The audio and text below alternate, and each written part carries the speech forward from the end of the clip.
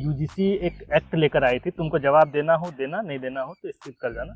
कि यूजीसी एक एक्ट लेकर आई है, उस एक्ट में बोला गया है कि इंडियन, उस एक्ट से ये ऐसा लग रहा है, प्रतीत हो रहा है कि इंडियन यूनिवर्सिटीज़ में जातिवाद बहुत ज़्यादा है। क्योंकि हम लोग भी डेटा देख रहे थे, तो आईआईटी ले लो, चाहे दूसरी तरह के यूनिवर्सिटीज ले लो, दिल्ली यूनिवर्सिटी, जेएनयू, हर जगह पर अपर कास्ट प्रोफेसर भरे हुए हैं।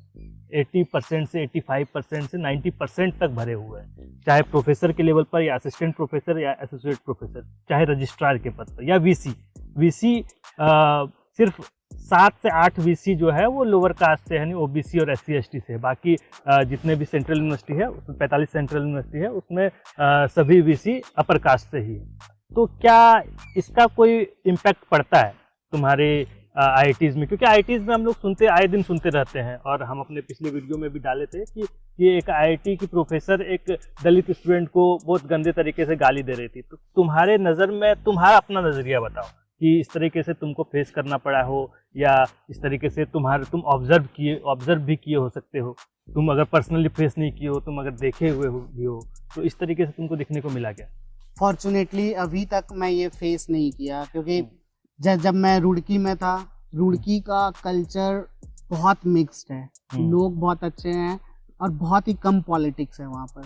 इसलिए मैं रुड़की बहुत एंजॉय किया, और फ्यूचर में अगर मुझे अपॉर्चुनिटी मिलेगा तो मैं रुड़की में वापस ज्वाइन करना चाहूँगा।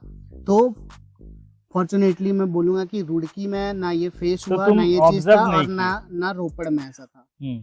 तो होती होंगी ये सारी चीजें, होती हैं तभी तो कहीं आग लगता है, तभी तो धुआं उठता है। तो हो सकता है कि होता होगा कहीं पे, बट मैंने ये ऑब्जर्व नहीं किया। और तुम्हारे साथ ऐसा नहीं? हाँ, नहीं, और नहीं मैंने ये ऑब्जर्व किया अपनी यूनिवर्सिटी में। ये चीज अच्छा था। जैसे तुम आईआईटी से हो, बहुत रेपुटेटेड कॉलेज होता है आईआईटी, ठीक है। उस बिना पर हम तुमसे जानना चाहेंगे कि वहाँ का, उस कॉलेज का एक टॉपर लड़का क्या सोचता है रिजर्वेशन के बारे में। रिजर्वेशन के बारे में तुम अपनी राय बताओ। रिजर्वेशन के बारे में मेरा राय, तुम्हारा पर्सनल राय, उसके बाद फिर हम लोग उस पर डिस्कस कर सकते हैं। तो मेरा अगर पर्सनल ओपिनियन लिया जाए तो रिजर्वेशन तो जरूरी है। हाँ, बट इस पे एक इकोनॉमिक बैरियर लगना चाहिए। तो वो तो है ओबीसी वालों में, एससी एसटी वालों को भी लगना चाहिए, एससी वालों में भी लगना चाहिए। क्योंकि बहुत सारे मेरे कलीग्स हैं या बहुत सारे दोस्त हैं जो अब हायर इनकम लेवल पे पहुंच चुके हैं, बट स्टिल वो बेनिफिट उठा रहे हैं ये सारे रिजर्वेशन का। इवन दो जहां पहुंचना चाहिए रिजर्वेशन का फायदा, रूरल एरिया में या फिर जो भी गांव के क्षेत्र में है हमारे अगल बगल, वहां तो पहुंच नहीं रहा, बल्कि जो लोअर मिडिल या अपर मिडिल या फिर जो पहुंचे हुए लोग हैं, वो लोग और फायदा उठा के और आगे बढ़ते हैं। मेरा ये ऑब्जर्वेशन, तुम्हारा ये पर्सनल एक्सपीरियंस है, ऑब्जर्वेशन है। मैंने कितने कलीग को देखा जिसके पापा प्रोफेसर, मम्मी डॉक्टर, और स्टिल वो रिजर्वेशन का फायदा लेके मतलब तुमको ये लग रहा है कि जो एससी एसटी और ओबीसी क्लास के लोग हैं, वो उस रिजर्वेशन का फायदा जिन लोगों तक पहुंचना चाहिए उन लोगों तक नहीं पहुंच पा रहा है। तो और क्या रास्ता होना चाहिए कि इकोनॉमिक बेसिस पे मिलना चाहिए? हाँ, जैसे कि ओबीसी में लगा रहे हैं, जैसे ये ईडब्ल्यूएस मिला। ईडब्ल्यूएस के बारे में तुम्हारा क्या कहना है? तुम जनरल कास्ट से आते हो, है ना? तुमने कभी तुम्हारा एक और यहाँ पर झारखंड में जो मेरा कैमरामैन है कुर्मी समुदाय से है, ठीक है। उन लोगों का ये डिमांड है कि हम लोग ओबीसी में हम लोगों को धकेल दिया गया है जानबूझकर, और हम लोग एसटी में हमको शामिल किया जाए। तुम्हारा भी जो कास्ट है यहाँ पर, वो कास्ट भी डिमांड कर रहा है झारखंड में कि हम लोगों को यहाँ पर एक पर्टिकुलर कास्ट से एक पर्टिकुलर कास्ट में हम लोगों को डाला जाए। वो भी एक तरह का डिबेट है और उन लोगों का डिमांड है। तो क्या, मेरा ये सवाल ये है कि क्या कुछ कास्ट उसमें, जैसे कि ओबीसी है, ओबीसी में कुछ कास्ट आगे बढ़ गए हैं और कुछ कास्ट उसमें से आगे नहीं बढ़े, जैसे यादव लोग आगे बढ़ गए हैं, या कोई, हम एक किसी कास्ट का नाम नहीं लेना चाहेंगे, लेकिन कुछ कास्ट आगे बढ़ गए हैं और उसी में से कुछ कास्ट पीछे रह गए हैं। तो तुम्हारा ये अपोजिशन ये है कि उसमें कि इकोनॉमिक बेसिस लगाना चाहिए, और लेकिन वो तो है ही ना, जैसे कि ओबीसी इकोनॉमिक बेसिस तो सिर्फ ओबीसी में है। हाँ, एससी एसटी में नहीं है। एससी एसटी में नहीं है। तो SC ST SC में भी ST में लगना भी इकोनॉमिक बेसिस लगना चाहिए चाहिए। ताकि उसमें भी जो सही फायदा है वहां पहुंचे। चलो तो एक मेरा ये कहना है कि ये तो एक नैरेटिव का भी हिस्सा होता है ना, कि एक केस आदमी उठा के पूरा उसको अपर कास्ट लोग उसको फैलाते रहते हैं। हाँ, तो ये भी तो है कि एक नैरेटिव का हिस्सा है, हर जगह ऐसा थोड़ी होता है। नहीं, तो तो आप इसका एक तो फायदा आप तो एक बात देखो, हम लोग आजाद हुए 1947 में, हम्म, उसके बाद ये रूल कब आया है? SC ST का जो ये था रिजर्वेशन था वो उसके आया, बाद ही बाबा साहब ने लेकर हाँ, आया जब ये सारे, हाँ, बाबा साहब ने लाया। लेकिन अभी तक आप देखोगे हमारे अगल बगल के जो गांव हैं वहां पर अभी तक उत्थान क्यों नहीं हुआ? क्यों SC ST लोग उठ नहीं पाए हैं?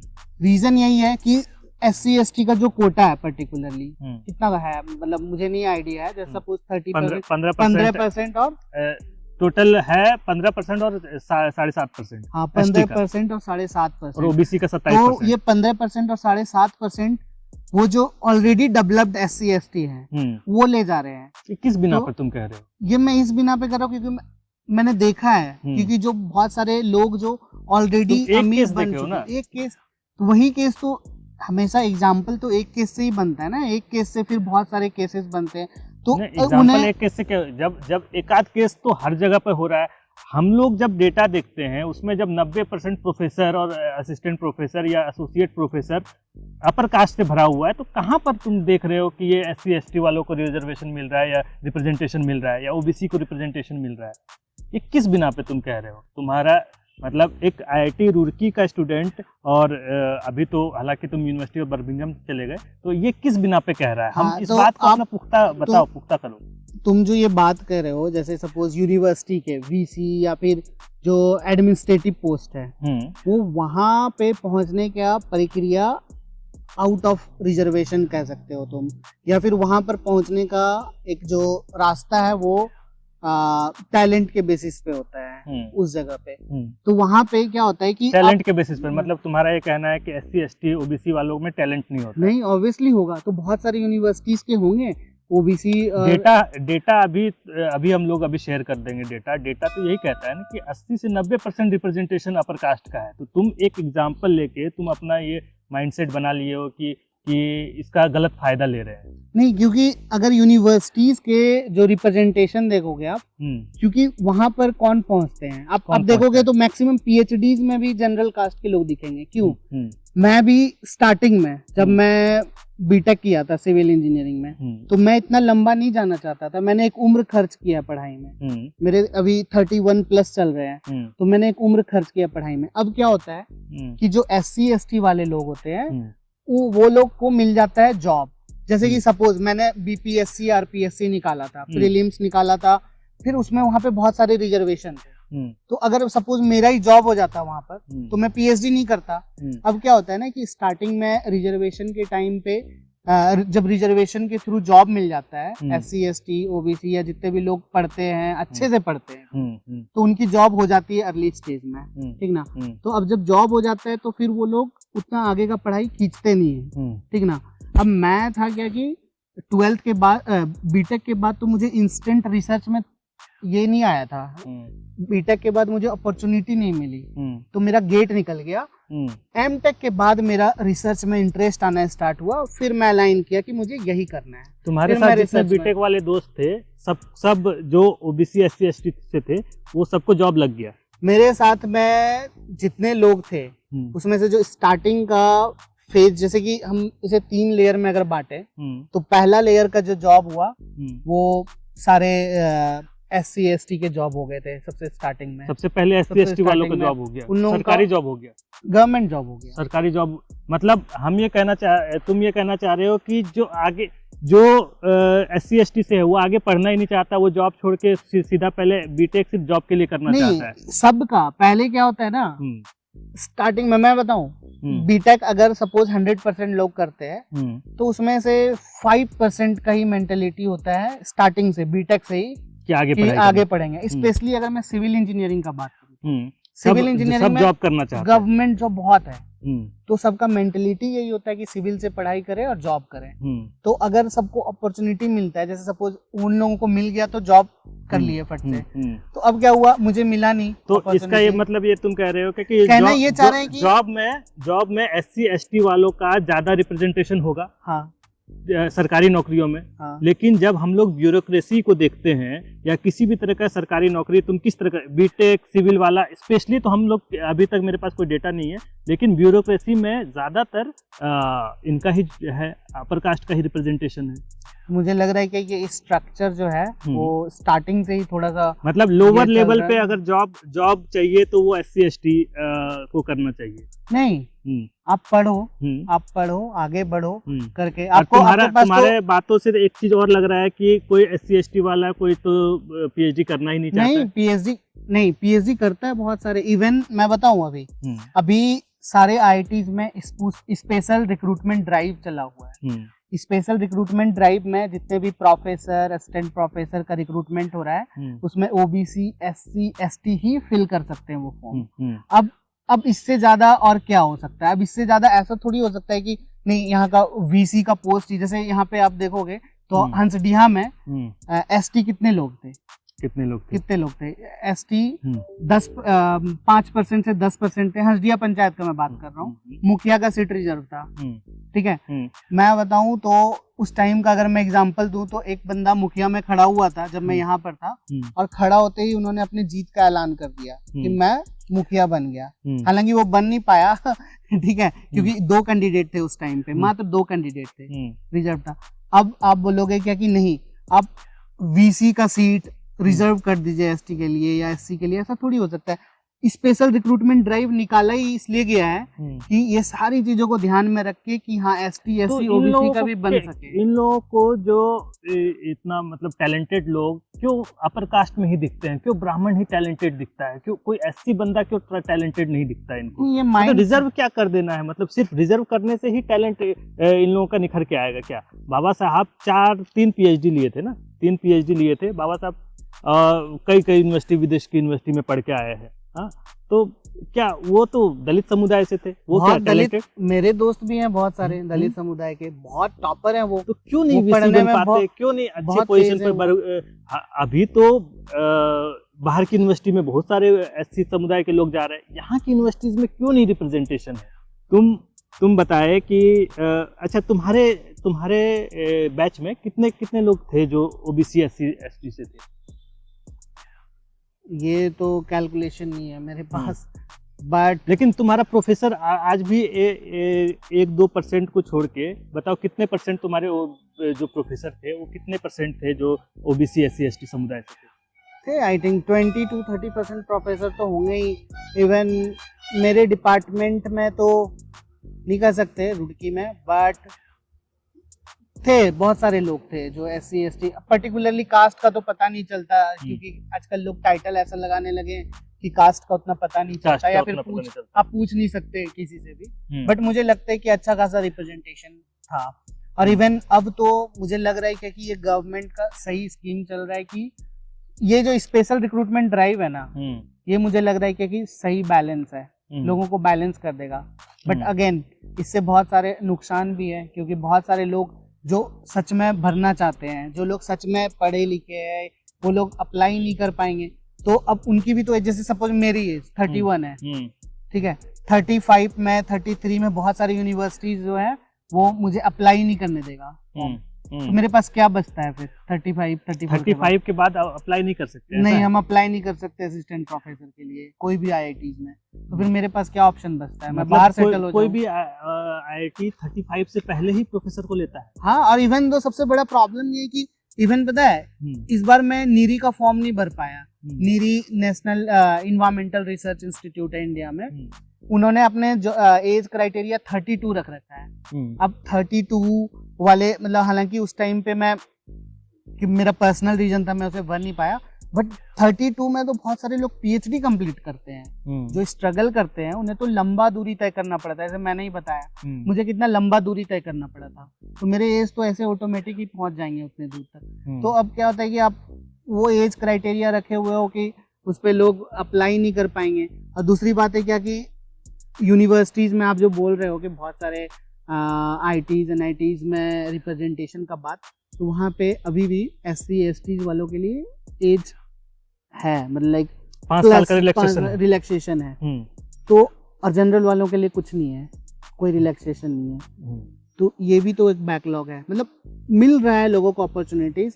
मुझे क्या लगता है ना, अगर सच में उठाना चाहते हैं SC ST OBC को, तो मुझे लग रहा है ना ग्राउंड लेवल से ही काम करना होगा। मुझे लग रहा है कि कोई मिस्टेक है ग्राउंड लेवल पे। किस तरीके से ग्राउंड लेवल पे जैसे कि पढ़ने के लिए स्टार्टिंग से ही उन्हें ये करना होगा, मोटिवेट करना होगा। जैसे कि मैं बताऊं, आज जैसे कि पुराने टाइम से ही है क्या, अपर और लोअर कास्ट कैसे डिवाइड हुआ। अपर लोअर कास्ट बहुत सारे इकोनॉमिक बेसिस पे ही डिवाइड हुआ, या बहुत सारे लोग अपने जमींदार वगैरह हुए जो अपर कास्ट के लोग हुए, तो दबाते रहे करके। मुझे लग रहा है कि वहां पर काम करने का जरूरत है, ज्यादा उन लोगों को पढ़ाने का जरूरत है। जो उठे हैं वो तो उठ ही जा रहे हैं करके। अच्छा, तो उन पर कैसे काम किया जा सकता है, कोई सजेशन? जैसे इंग्लिश मीडियम स्कूल में कर दिया जाए, प्राइवेट स्कूलों में कि 10% बच्चा जो है SC ST का ही आएगा, एंड देन फिर उन्हें रिलैक्सेशन मिलेगा पैसे में। तो यहाँ पर से जब ये पढ़ के उठेंगे ना, तो फिर इन्हें लाइन मिलता जाएगा, ठीक ना। तो ऐसे करके मुझे लगता है कि मतलब यहाँ के बच्चों को किस तरीके से हम लोग आगे बढ़ाएंगे, जैसे कि ज्यादातर जो अब ना प्राइवेट स्कूल्स खुल गए, और उसी को प्रमोट किया जा रहा है। प्राइवेट स्कूल में दिल्ली का मॉडल ठीक है कि प्राइवेट स्कूल्स में कुछ % रिजर्वेशन दे दिया गया। अगर आप सरकारी स्कूल को नहीं अच्छा कर सकते हैं तो प्राइवेट स्कूल को में रिजर्वेशन दे दिया गया है। जो गरीब बच्चे हैं, जो मार्जिनलाइज क्लास के बच्चे हैं, उनको रिजर्वेशन दे दिया गया। क्या ये पैटर्न ठीक है, या कोई और पैटर्न लेके आया जाए जो तुम बर्मिंघम में देखे, या कुछ और कुछ तो बताओ कि इसको कैसे ठीक किया जा सकता है।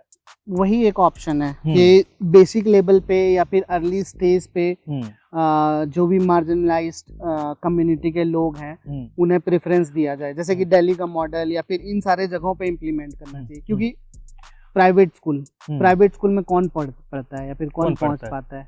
वही जो कि अपर क्लास के होते हैं, या फिर जो जिनके पास पैसे होते हैं बहुत ज्यादा। तो यहाँ पर अगर, लेकिन गांवों में मेरा एक्सपीरियंस यही है कि अभी जो लोअर मिडिल क्लास का भी है ना, वो अपने बच्चों को पढ़ा रहा है। जो माइग्रेंट वर्कर है वो अपने प्राइवेट स्कूल में पढ़ा रहा है, क्योंकि ऑप्शन नहीं है उनके पास। ऑप्शन अगर सरकारी स्कूल भेजते हैं तो उनका बच्चा किसी और चीजों में फंस जाता है, फिर वो उसका नहीं मिल पाता है जो फायदा होना चाहिए, जो प्राइवेट स्कूल से फायदा, जो चाहता है कि मेरा बच्चा आगे बढ़ के कुछ करे। जैसे कि तुम्हारा भी लोअर मिडिल क्लास था, और उसमें से तुम अब यहाँ उठ के यूनिवर्सिटी ऑफ बर्मिंघम गए, UK गए, इटली गए, तो वहाँ तक का सफर तय किए। तो उसमें वो सपना नहीं देख पाते जब सरकारी स्कूल से लोग पढ़ के आते हैं। हम लोग भी तो प्राइवेट स्कूल से ही पढ़े, चाहे RSS का ही स्कूल रहा हो, लेकिन प्राइवेट स्कूल ही तो था वो एक तरीके का, जिसमें हम लोग पैसा फीस देते थे। हाँ, बेसिक में। बट फिर हम लोग उसके बाद तो गए गवर्नमेंट स्कूल में ही, हाई स्कूल था हमारा। बस ये मुझे लगता है क्या कि हाई स्कूल में इवन दो जो भी गवर्नमेंट स्कूल होता है ना, उसमें even though high qualified teacher होते हैं, ज्यादा पढ़े लिखे टीचर होते हैं हाई स्कूल में। हाँ, प्राइवेट स्कूलों से। क्योंकि उनकी, जैसे कि हमारे स्कूल में तुम्हें याद होगा, उमाकांत सर या फिर जो भी थे मैथ के टीचर थे, कितने ज्यादा क्वालिफाइड थे वो। क्वालिफाइड थे, पता नहीं, याद नहीं है। कितना हमें पढ़ाते थे वो, मतलब हर प्रॉब्लम का सॉल्यूशन। फिर भी तो हम लोग को ट्यूशन पढ़ना पड़ता था। ट्यूशन पढ़ना पड़ता था, सब्जेक्ट मतलब हमको याद है, तो हम तो अपने प्राइवेट जो टीचर था उससे ही ज्यादातर अपना मैथ सीखे। हम अपने बचपन वाले सर से मैथ नहीं सीख पाए, उससे जो रविंदर सर थे, जो भी नाम था उनका। हाँ, वो इतने जातिवादी थे कि वो हमको मौलवी का के बोलता था कि हाँ मौलवी इधर आओ। हाँ, तो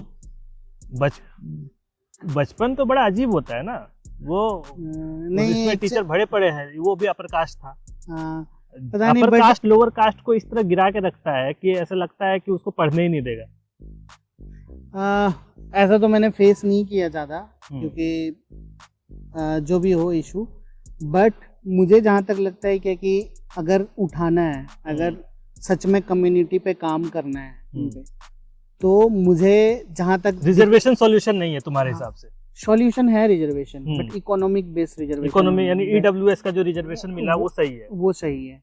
मुझे लग रहा है इकोनॉमिक बेस पे SC ST में भी रिजर्वेशन होना चाहिए, ताकि वो जो 15% है वो SC ST के जो टॉप क्लास के लोग हैं, जिनके पास ऑलरेडी पैसा है, वो ना खा जाए उनकी सीट। उनकी सीट इन्हें मिले, जो सच में चाहिए, जिनको चाहिए एक्चुअली में, उन्हें मिले।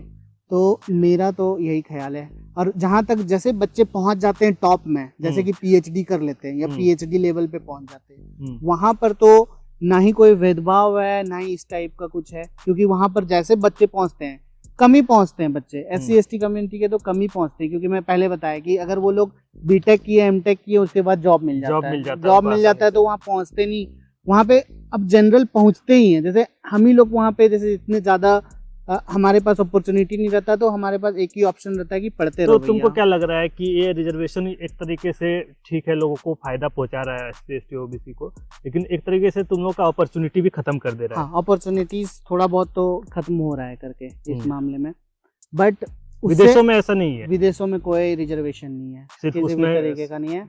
वहाँ पर टैलेंट है, टैलेंट के बेसिस पे काम होता है। वहाँ पर भी रिजर्वेशन नहीं कह सकते, वहाँ पे ज्यादा कभी कभी अपॉर्चुनिटीज निकलती है वुमेन्स के लिए, वुमेन्स के लिए रिजर्वेशन नहीं कह सकते, फंड्स कुछ स्पेशल फंड, जैसे स्टेम टाइप का या कुछ स्पेशल फंड निकालते हैं स्पेशल फॉर वुमेन, ठीक है, बट ऐसा करके कोई कम्युनिटी बेस्ड पे रिजर्वेशन नहीं है। कम्युनिटी पे बेस्ड पे जो ज्यादा रिसर्च करेगा, जो अच्छा काम करेगा, जिसके थ्योरी, जिसके नॉलेज ज्यादा होंगे, वो ऊपर उठेगा। और बाकी ये कंट्री बेस्ड तो फेवरेटिज्म हर जगह होता है। जैसे यूके में ही अगर अगर वो ब्रिटिश है, अगर वो थोड़ा, तो वो हर जगह है, मतलब तो थोड़ा तुमको क्या ये गोरा और ये काला फेस करना पड़ा, व्हाइट सुप्रीमेसी का तुमको फेस करना पड़ा वहाँ यूके में? नहीं तो है, वहाँ पे ये वाला चीज नहीं होता, वहाँ पे वहाँ नहीं होता, ये वहाँ पे फेस नहीं करना पड़ा कभी भी। हाँ। कभी भी स्लाइट तौर पे कभी भी ऐसे कि लगे कि हाँ वो उसको चाय का प्याला पहले दे रहा है, हमको बाद में क्यों दे रहा है? नहीं, यूके में ऐसा तो नहीं हुआ कभी भी, क्योंकि वहाँ चाय ही नहीं लोग, वहाँ में चाय नहीं पीते लोग। एंड दूसरा चीज ये है कि यूके में हर कम्युनिटी के, मतलब हर तरीके के लोग हैं वहाँ पे, स्पेशली बर्मिंघम में तो बहुत मिक्स्ड कल्चर है। तो गजा के बारे में वहाँ क्या लोग सोचते हैं? गजा के बारे में मिक्स्ड ओपिनियन है लोगों का। बहुत सारे लोग हैं जो कि ये जो अटैक हुआ है इसके हमेशा वहाँ पे प्रोटेस्ट होते रहता है, स्पेशली बर्मिंघम में। गजा के पक्ष में या उसके विपक्ष में? फिलिस्तीन के, राइट, फिलिस्तीन के पक्ष में, फिलिस्तीन के पक्ष में बहुत सारा प्रोटेस्ट होता रहता है इजराइल के खिलाफ। लेकिन वहाँ की गवर्नमेंट जो है वो इजराइल के पक्ष में नहीं, मुझे नहीं लगता वहाँ की गवर्नमेंट इजराइल के पक्ष में। वहाँ का गवर्नमेंट, बट वहाँ के जो लोकल, जैसे कि ऋषि सुनक को ही चेंज किया ही गया था, मुझे लगता है कि थोड़ा बहुत वो लाइक उसके पक्ष में बात कर रहा था इजराइल के, तो इसीलिए लोगों ने वहाँ पे क्या किया, मतलब हमेशा मैं जब भी उसे फॉलो करता हूँ यहीं पे सोशल मीडिया में, तो मैं देखता हूँ नीचे लोग कमेंट्स में ये लिखते हैं कि से फिलिस्तीन, लाइक फिलिस्तीन के बारे में बहुत कमेंट्स होते हैं वहाँ पे। जल्दी अब खत्म करते हैं, जगह पे प्रोटेस्ट होता रहता है वहाँ पर। 2-3 सवाल पूछ लेते हैं। वहाँ क्या इंडियन प्रोफेसर तुमको मिला वहाँ पर? बहुत इंडियन प्रोफेसर है वहाँ पे, एंड पाकिस्तानी प्रोफेसर भी बहुत सारे हैं। सब कैसे, किस मिजाज के हैं? बहुत खुश मिजाज। वहाँ पर चेंज हो जाता है लोगों का पर्सपेक्टिव, जैसे कि यहाँ पर लोग थोड़े बाउंड्रीज बना के, तो मोदी जाता है तो मोदी के बारे में सब मोदी करता रहता है वहाँ, तो क्या पर्सपेक्टिव चेंज हुआ? मोदी जो 2002 दंगा करके जो मोदी जो प्रधानमंत्री बन गया, वो जाकर वो विदेश जाता है, उसको विदेश जाना भी बैन था उसको 2014 से पहले। अब वो वहाँ जाके सब लोग मोदी कर, क्या पर्सपेक्टिव चेंज हुआ, किस तरीके से पर्सपेक्टिव चेंज ये हुआ कि जैसे वहाँ विरोध होता है मोदी जाने के बाद यूनिवर्सिटी स्पेसिस? नहीं वहाँ पे ये होता है कि क्यों लोग पर्सपेक्टिव चेंज हुआ, या फिर जो भी लोग बाहर रहते हैं वो लोग क्यों इन्हें पसंद करने लगे मोदी को, इसलिए क्योंकि सच में बाहर में लोग ज्यादा अब रिस्पेक्ट करने लगे हैं इंडियंस का। अच्छा। क्योंकि जैसे कि मैं बताता हूँ, जब हमारा चांद मिशन चंद्रयान वाला सक्सेसफुल हुआ था, मुझे कम से कम 15 से 20 लोग आए थे फॉरेनर्स बधाइयां देने के लिए। तो ये वाला पर्सपेक्टिव चेंज हुआ। जैसे कि इकोनॉमिकल, जैसे कि डेवलपमेंट हुआ, या फिर कुछ भी ब्रिज बन रहे, चिनाब ब्रिज या ये सारी जो भी चीजें होता है, भले स्टार्ट ही कभी भी हुआ होगा, जैसे कि अगर तुम बोलोगे कि वो स्टार्ट हुआ था बहुत पहले, इन्होंने कंप्लीट किया प्रोजेक्ट, बट क्या है कि अभी प्रोजेक्ट कंप्लीट हुआ, पॉपुलैरिटीज इन्होंने बनाया, तो बाहर में ये सारी चीजें ही देखते हैं कि मतलब कितना ज्यादा मोदी के आने के बाद जो यहाँ से इंडिया से विदेश गए उन लोगों का थोड़ा सा इज्जत रिस्पेक्ट बढ़ गया, ज्यादा बढ़ गया। रिस्पेक्ट बढ़ गया बहुत। हाँ। अब लोग वैल्यूज देने लगे। हम्म। अब इंडिया और इंडिया के लोगों को लोग यहाँ नहीं देखते, यहाँ देखते हैं, मतलब अच्छा। कि उसे कंसिडर करते हैं क्या कि ओके ये इंडियन है तो ये इंटेलिजेंट है, ये क्या मेहनती कारण हो है। सकता है कि मतलब इस तरीके से इतने सालों से इंडिया एक डेमोक्रेटिक देश रहा है, यहाँ का डेमोक्रेसी का लोग एग्जाम्पल देते थे, तो क्या कारण रहा है कि मोदी के आने के बाद सब कुछ चेंज हो गया इस तरीके से फटाफट? क्योंकि मुझे लगता है क्या कि अभी जो है वो ज्यादा पॉपुलराइज कर रहे हैं चीजें, ज्यादा एडवर्टाइज कर रहे हैं, मतलब हो सकता एक है। कैसे एक देश के लिए प्राइड की बात हो सकती है? मेरा एक सवाल यही है कि जो इंसान एक जगह दंगा हो रहा हो और वहाँ का वो मुख्यमंत्री रहा है और फिर वो बाद में जाके प्रधानमंत्री बना, तो कैसे ये प्राइड का बात हो सकता है विदेशों में, खासकर किसी देश के नागरिक के लिए? दूसरा कि डॉलर के मुकाबले इंडिया का रुपया गिरता जा रहा है, यहाँ इतना महंगाई है, इतना बेरोजगारी है, हाँ, इतना 45-50 सालों में इतना बेरोजगारी नहीं देखा, उतना बेरोजगारी है, तो क्या हो गया कि लोग इतने पागल हुए जा रहे हैं कि मोदी यहाँ से वहाँ पहुँच गया? नहीं, रीजन ये है कि अभी भी लोगों के इनकम, जैसे कि महंगाई तो बढ़ना ये नेचुरल है। नेचुरल कैसे है? नेचुरल इसलिए क्योंकि हर जगह महंगाई बढ़ रहा है करके। हाँ, ये अगर तुम प्रोस्पेक्टिव बोल रहे हो कि डॉलर के मुकाबले रुपीस का जो है ये गिरता जा रहा है वैल्यू, तो ये सच में एक चिंताजनक बात है कि सच में ये गिरता जा रहा है। नहीं, ये एक चीज बोले, इसके अलावा भी तो कई सारा चीज है, जैसे कि ये मणिपुर में इतने दिनों से एक दंगा चल रहा है हुती के दो समुदायों के बीच, हाँ, कि मणिपुर में दंगा चल रहा है, फिर कई जगह पे बम ब्लास्ट हुए, कई जगह पे कितना 2014 के बाद से कितना सारा देश में एकदम ऐसा माहौल बनाया है कि हर जगह, यूपी में कई जगह, हाँ, यूपी में हिंदू मुस्लिम हो रहा है, हिंदू मुस्लिम के बिना पे वो चुनाव लड़ा जा रहा है, फिर ईवीएम पर सवाल उठ रहा है, यहाँ के डेमोक्रेसी पर सवाल उठ रहा है कि वोट चोरी हो रहा है। ये सारा मुद्दा है और ये सारे मुद्दे ग्लोबल मुद्दे हैं, ऐसा नहीं है कि सिर्फ यहाँ इंडिया का मुद्दा है, कई जगह का ये बाहर के लोग भी देखते होंगे इस चीज़ को। तो कैसे यहाँ का ओहदा बढ़ा है? तुम किस बिना पे ये चीज बोल रहे हो? अगर तुम मतलब इस बात को पुष्टि करो, पुख्ता करो इस चीज को, अपने आर्गुमेंट को कि कैसे ये बढ़ा है, जब हम तो देख रहे हैं कि कमी ही आया है। हम यहाँ से देख रहे हैं, इंडिया से देख रहे हैं, तुम विदेश से देख रहे हो, तो तुम्हारा एंगल लेंस अलग होगा, मेरा लेंस अलग होगा। तो हमारे लेंस से अगर देखा जाए, हाँ, तो इस सब चीजों को क्या वहाँ के लोग नहीं देखते हैं कि इस देश में इस तरीके से इतना प्रॉब्लम चल रहा है, मणिपुर जल रहा है? नहीं, जहां तक रहा प्रॉब्लम का बात, तो प्रॉब्लम दुनिया के हर कंट्री में है। अगर आप यूके जाओगे तो यूके में जगह जगह प्रॉब्लम है, हर जगह पे। मैनचेस्टर में अलग प्रॉब्लम है, बर्मिंगम में अलग प्रॉब्लम तो है, उसको क्या वो प्रॉब्लम के तौर पे नहीं देखते हैं? इंग्लैंड में भी अलग प्रॉब्लम है, बट प्रॉब्लम की तरह पे वो देखते हैं, बट उनका एक डेवलपमेंट और रिसर्च का फेज अलग है। हम लोग रिसर्च चीज को देखते हैं, जैसे कि मेरा जो लेंस है ना, इंडिया का जो इन जनरल बोले ना कि इंडिया का ओहदा बढ़ गया ना। हाँ, तो मैं इसलिए बोल रहा हूँ कि यहाँ पे जो रिसर्च के प्रोस्पेक्टिव से, जैसे हमारा DRDO अच्छा कर रहा, इसरो हमारा बहुत अच्छा कर रहा है। पहले हमारे मिसाइल्स खुद ही नहीं भेज पाते थे, आजकल क्या है कि बहुत सारे अदर कंट्रीज। चंद्रयान 1 जो है वो तो मनमोहन सिंह के टाइम में गया था, तो चंद्रयान 3 जाने, चंद्रयान 2 तो खराब हो गया, चंद्रयान 2 मिशन खराब हो गया, खत्म हो गया, गायब हो गया। चंद्रयान 3 गया, मोदी गया, तो एक तो मनमोहन के टाइम में गया, तो उस समय ओहदा क्यों नहीं बढ़ा? फिर अगर इस एंगल से देखे तो नहीं, तो उस टाइम पे भी बढ़ा। मनमोहन का ऐसा थोड़ी था कि मनमोहन जी का, नहीं, तुम ये बोल रहे हो कि पहले इंडिया का ओहदा जब यहाँ था अब यहाँ हो गया, तो क्या रीजन, एग्जैक्ट रीजन बताओ, अपनी बात को पुख्ता करो, अपने आर्गुमेंट को और सुदृढ़ करो। हाँ, एग्जैक्ट रीजन है क्योंकि रिसर्च एंड डेवलपमेंट के फेज में गवर्नमेंट ने अच्छा काम किया। इसलिए क्या यहाँ का एजुकेशन का जो क्या होता है बजट, एजुकेशन का बजट, यहाँ का एजुकेशन का बजट जो है वो तो घटा के 1% भी नहीं रखा, 1.5% कर दिया है, 1 से 1.5% कर दिया है। किस रिसर्च के बेसिस पे बात कर रहे हो तुम? ये तो बेसिक एजुकेशन का बात कर रहे हैं ना। नहीं, एजुकेशन बजट, पूरा एजुकेशन बजट, एक नई पॉलिसी आई, NEP, नेशनल एजुकेशन पॉलिसी, उसमें काफ़ी चीज़ें अच्छी हो सकती है, लेकिन उसमें बहुत सारी चीज़ें का लोग विरोध कर रहे हैं, जो एकेडमिशियन हैं, जो स्टूडेंट हैं, वो काफ़ी विरोध कर रहे हैं इस चीज़ का।